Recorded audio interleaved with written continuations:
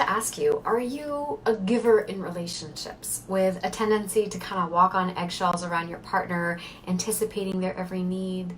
And no matter what you do, it's almost like all they ever do is give you scraps of attention, or they seem kind of inexplicably displeased with you.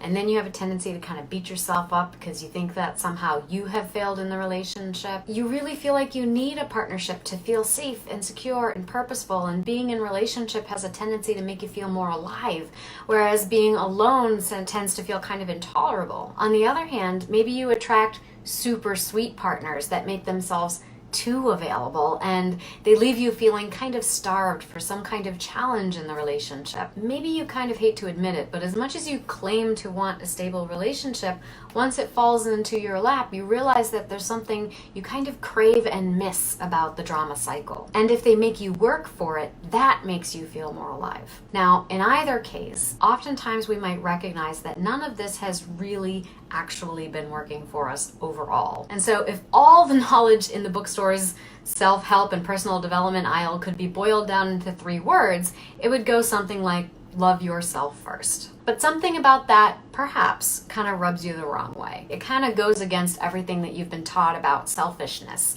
and what it really means to be a good person. Because if you're not suffering at least a little bit for your love, then it must not be true love. You haven't earned it well enough. And likewise, if a partner isn't suffering for you in the way that you are suffering for them, then they must not truly love you either. And so you find yourself thinking, if I could fulfill my own needs, what would be the point of being in relationship?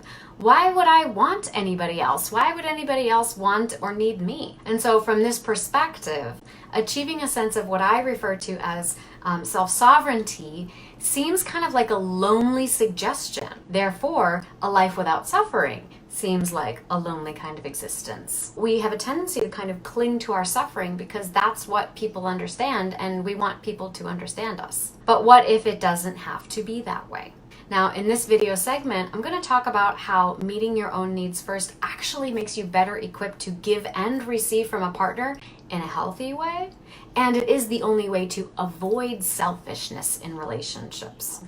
My name is Brianna McWilliam, and I'm an author, educator, and a licensed and board-certified creative arts therapist, and I've been in the field for about 13 years now. And I use psycho-spiritual approaches with creative arts interventions to help individuals struggling with insecure attachment go from confused and fearful to stepping into their self-sovereignty and calling in those soul-shaking, passionate partnerships that they want, ideally without having to talk in circles around their feelings for hours or even years on end with no tangible result. And I do this using what I call the MAC method, and that stands for Mastery, Awareness, and Creativity. And there are 3 essential principles to the MAC method, and that is cognitive reframing, body activation, and arts-based experientials.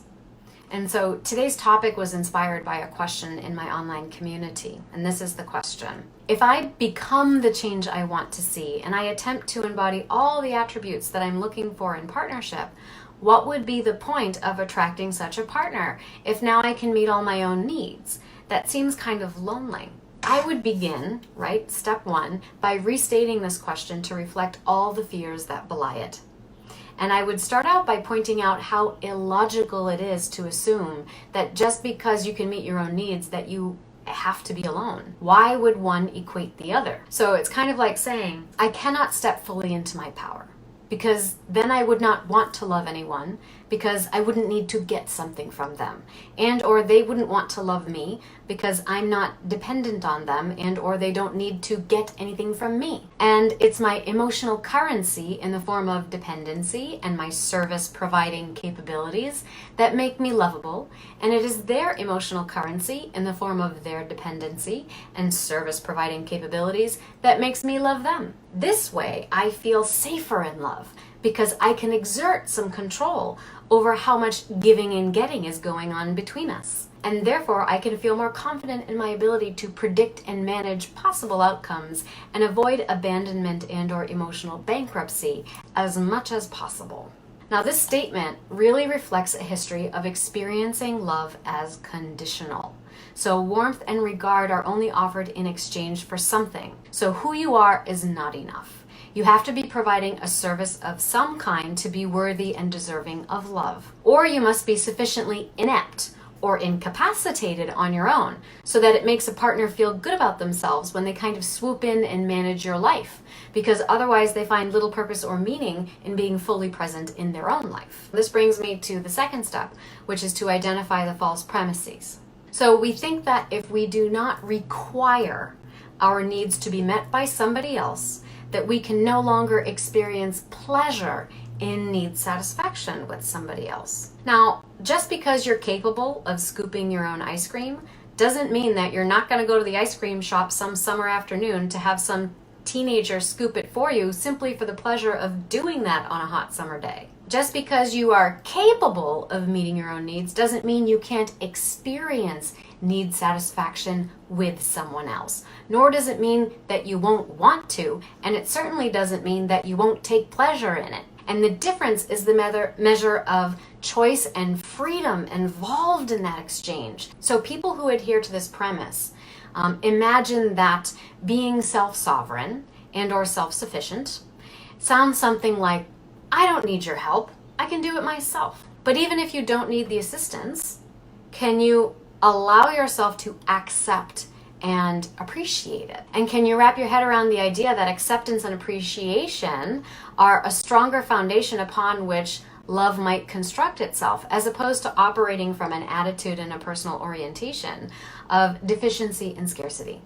Because that generates an insecure and defensive posturing kind of statement like, I don't need your help, I can do it myself. So if you can operate from a place of what I call self-centeredness, which is to say grounded and centered within the self, you are actually much less likely to act in selfish ways, because your sense of self is far less dependent on others. So you don't have as much skin in the game of getting them to behave a certain way so that you can feel better about yourself. Now this leads us to our third step, which is creating a new statement of intention that provides a more empowering and what I call self-sovereign perspective. So let's take this I'm fine, I don't need help, I can do it myself kind of attitude and perspective on what it's like to be self-sovereign, and kind of reframe that idea. Let's imagine that it sounds a little bit more like this. I know I can do it myself, and I know you know I can do it myself, but I choose and enjoy and invite and allow you to do it for me, because it creates this loving exchange with it, which expands both of our circumferences. And it helps you to know how you can contribute to me and how I am willing to receive you. It also means that while we are choosing to engage in a needs exchange, I am aware of my choice in the matter, and therefore holding a personal boundary well enough that I am not equating the love that is expanded between us with the needs satisfaction itself, but with the choice to love you in this way and to be loved in this way, because true love is a product of free will. Now, in other words, the satisfaction you feel is a product of the love. The love itself is not a product of the satisfaction. The love comes first. And this is important because if the love becomes need dependent, that means that it is in fact a conditional love. So a more conscious and unconditional expression of love that may or may not involve a needs exchange might sound like, I love you because I am love, and nothing you could say or do could detract from what I find valuable and lovable about you, or what I find valuable or lovable about me. So to summarize what we've been talking about in this video, if you find yourself wondering, if I could fulfill my own needs, what would be the point of relationships? The answer is relatively simple, and that is because you are lovable no matter what you do. There is a bright light that shines within you, no matter how obscured it might appear to you at this time. And the more you honor that light inside you, the more it's going to shine bright enough for others to be able to see, recognize, and appreciate you for who you are. And they will be drawn to you like a moth to a flame without needing to test you or make demands of you or mold you into what would satisfy their own negative self-opinion.